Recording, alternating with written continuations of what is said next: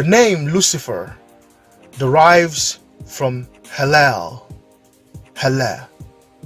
It was in 382 AD Roman dating system that Saint Jerome created the word Lucifer by plagiarizing the word Hellel, which derives from the Canaanite word for the king of gods, El, which is Ele in Igbo, one of the oldest Igbo deities and also the masculine counterpart of Allah, the egg goddess. In Igbo, Ele means eternity and the infinite watcher. Saint Jerome and his gang of fraudsters also created the word hell from Hellel. Hellel equals Ele equals hell equals L. Letter L, the 12th letter. Think of the 12 constellations, or the 12 cranial nerves, or the 12 disciples, or how the Bible is just full of so many things concerning 12. A human being is made up of fire and water, or radioko, electromagnetic energy. So there is no possible way that a human being would be hurt by fire, one of the components that a human being is made of.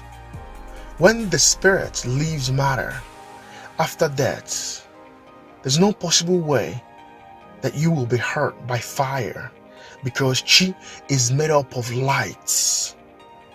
In this material realm, the reason why hell exists in your head is because you lack the knowledge of self. Literally, hell is ignorance. The ignorance of the self is hell. See my documentary, Odele Matachi, Malo Onwegi. Lucifer and Satan are not the same gods. They're not the same deities. Lucifer is the god of illumination. Lucifer is a plagiarism of KOMOSU, the wife and counterpart of CHUKWU. She was killed for peeking into CHUKWU's sacred space, known as Obi-CHUKWU. And CHUKWU's tears resurrected her as NNE-EDE moro wanozo toto. The Abrahamic doctrines plagiarized the mysteries of KOMOSU CHUKWU as Lucifer and God. Where Lucifer, the most beautiful of God's creation, decided to usurp the throne of God, and him and his gang of angels were banished from heaven by angel Michael and his gang of angels, making Lucifer and his angels the fallen ones. Did you notice the twist? Odachi KOMOSU, the death of KOMOSU, the chaos of KOMOSU, is what they plagiarized as Lucifer and his fallen angels. Then later, in the Christian doctrines, Lucifer was called the morning star, just like Jesus. KOMOSU became Anna, the androgynous Igbo egg goddess. She is androgynous, just like her husband CHUKWU Enu is androgynous. The mysteries of women revolves around Utana, Venus, KOMOSU. The goddess Venus is the Greco-Roman equivalent of the Greek Aphrodite, Akkadians, Babylonian, Assyrian, ISHTAR, INNANA, Kush, Khemet, SEKHEM, Ast, Isis, and the Vedic goddess Maya. Greek goddess Aphrodite is an Afro-Deity. The term Aphrodite derives from Afro-Deity, though they didn't make her statue to look like an Afra goddess that she is. However, if you look at her paintings in the middle, it looks like she has a little afro. Aphrodite equals Afro-Deity.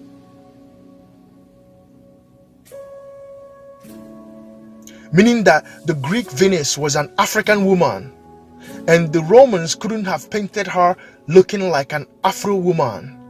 The Romans plagiarized the most admired woman in the world as an Oyibo woman rather than an African woman that she was originally, knowing full well that her name was recorded by the Greeks as Aphrodite, and yet they refused to paint her as an Afro woman. The term Friday equals Afro Day, that is the day of Aphrodite, Venus. Fra equals Afra equals Afro. Besides Ethiopia, the Greeks knew Africans as Afro people during the time when Kush Khemet kings had Afra in their names. Such kings are the Jed Afra and Khafra, which is Africa backwards. These are various old kingdom kings of African Golden Age. Khafra equals Africa backwards. The name Africa derived from Khafra, an old kingdom king of Khemet. He was a black man. The word Afra also traces back to Be Afra, Igbo for the soul of Afra, and the name was later recorded by Portuguese map makers as Be Afra, Biafra, southern eastern Nigeria today, which is the original navel of the earth, the axis mundi of the ancient world. This is where Venus came from, the mother of the east, the mother of the Niger Congo and Kwa people. If your head does a 369 or 360 spiral, that means that you are a child of the mother of the cosmos, Ndisibechi, the same place KOMOSU came from.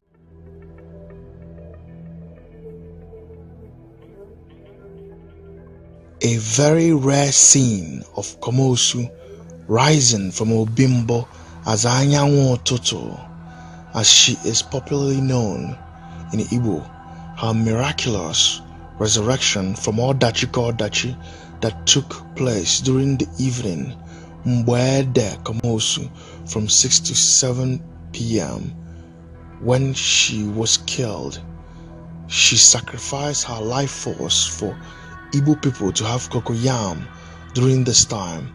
Thus, Igbo people celebrate her during ONWA. She is in fact the Edemo that we celebrate and eat from late November to December, a total of 28 days in our ancient moon calendar.